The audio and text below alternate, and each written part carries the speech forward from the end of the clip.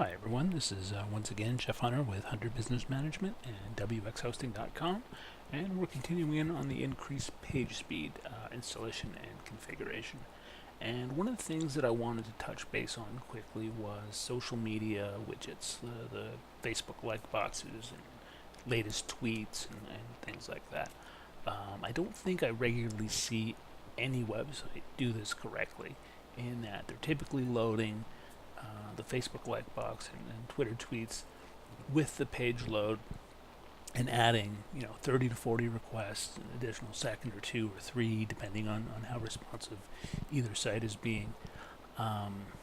So we're going to look at it. It's not something we can automatically change for you, but we can at least provide you some code samples to go and implement yourself. So I'm going to give you guys a quick example here.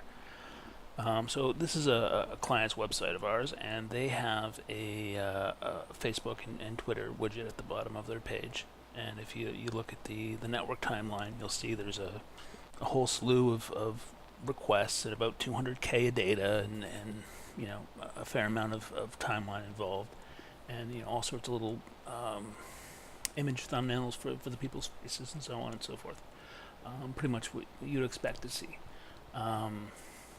Now we've changed their page so that it only renders the content once you're actually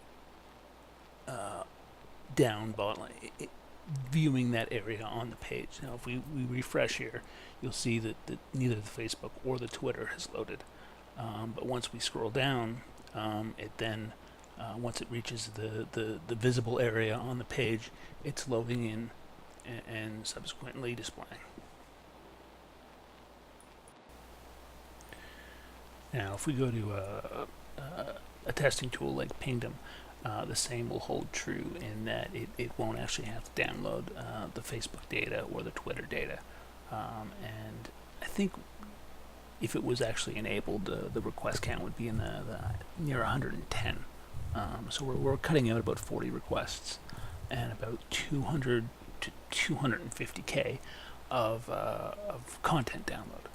Now, putting that in, I mean, we're cutting the requests by more than a third, and